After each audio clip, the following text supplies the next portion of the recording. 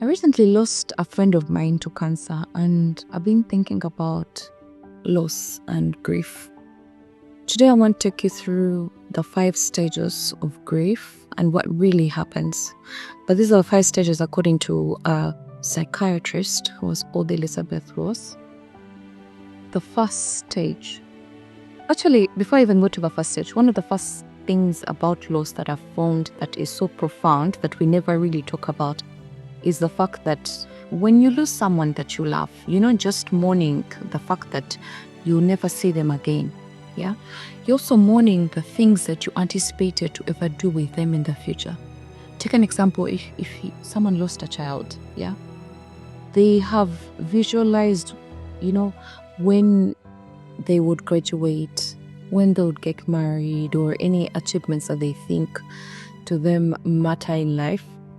They've thought about the birthdays that they will celebrate together, or a spouse, they've thought about growing old together. And so you have to mourn the fact that you'll never talk to this person again or see them again. But you also have to mourn all these other future things that you hoped that you would do with them. You have to look at that phone number in your phone, and you know that you can't call them anymore. Or that WhatsApp text that was the last one, and you know that you can't add on another one and get a response. It's quite confusing. It's heartbreaking. It comes with a lot of emotions. And now I want to talk about the stages that usually we go through. The first stage is denial. Now, denial is not necessarily a bad thing. Denial is the safest way that your brain handles the news, okay? To get you to a place of shelter so that you're not overwhelmed by the news. Take an example of even a terminal illness like cancer, The first day they tell you, you have been diagnosed with maybe stage 4. And automatically you go into denial mode because the brain protects you. It's so much easier to be in that state. Otherwise, you've seen cases where they tell a person bad news and immediately the person, gets like a heart attack and they pass away.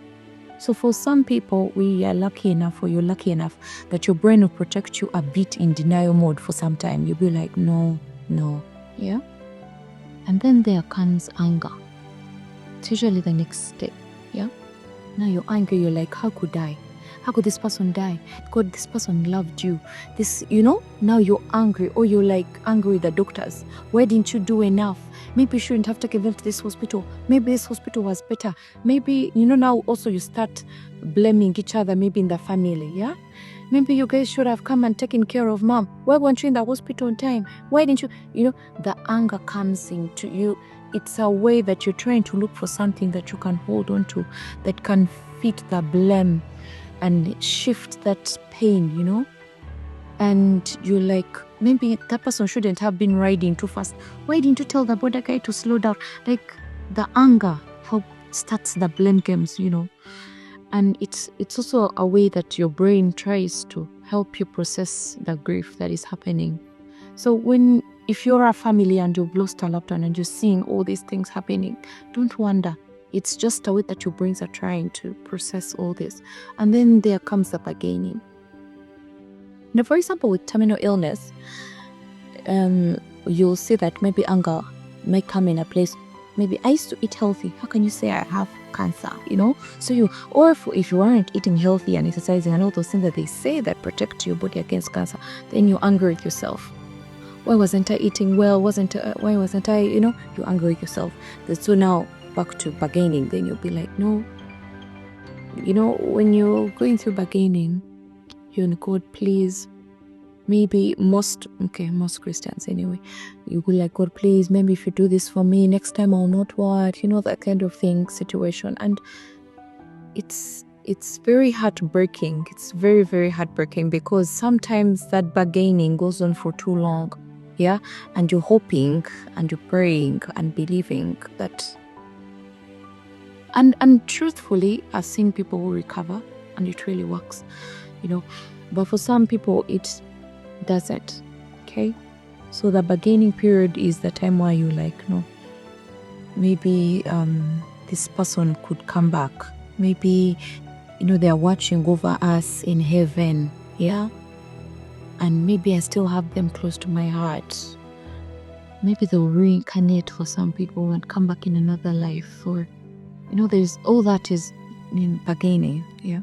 And then there comes the place of depression.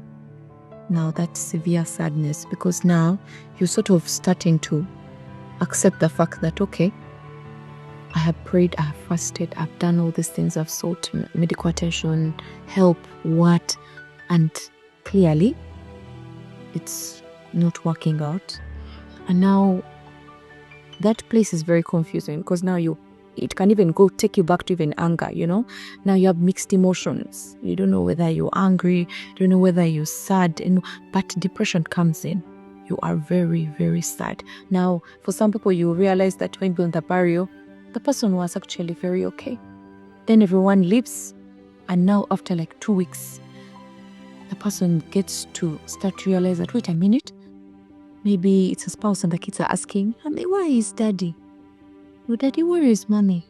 And you're like, oh my God, this person actually, I don't know how to respond to these children and to help them understand that their dad will never come back.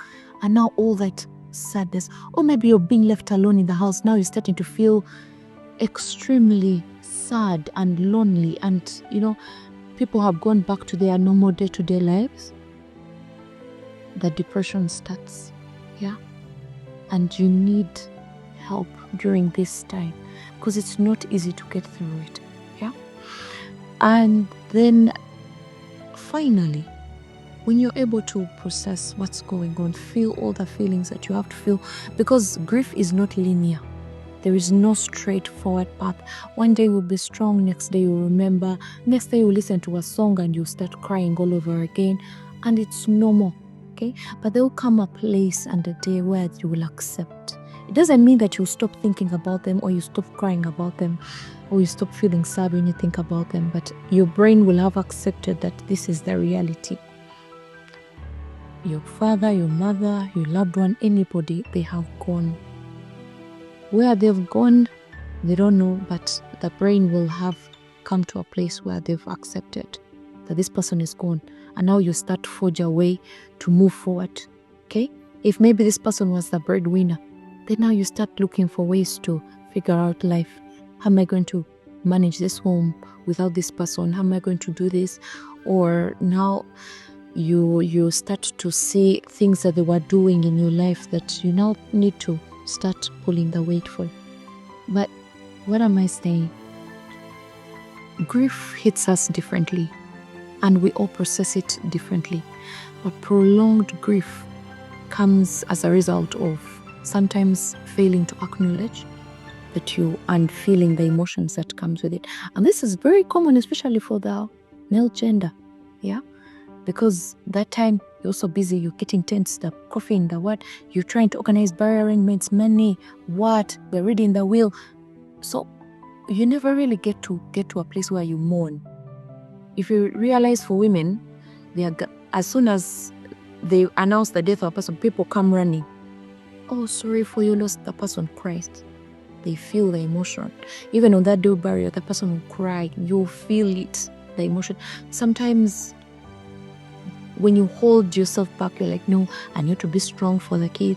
I need to be strong for my siblings. I need to be strong for everything. You take yourself into prolonged grief.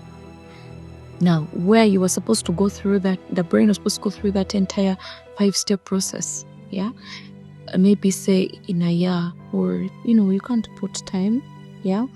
But it might take longer now, because you're not allowing yourself to go through the stages to feel what you're supposed to feel angry. That people also get angry with God, or get angry with the person. They're like, you promised you'll never leave me. Why would you leave me? Why were you going out water rafting or anything dangerous that you seem, could have led to that problem? You need to go through those stages. You need to feel them. If you're going through grief and you don't know how to process it, and maybe it's overwhelming, you don't know what to do, reach out. Let us help you go through that process. It's not a one-way street, but we can help you through it. Thank you.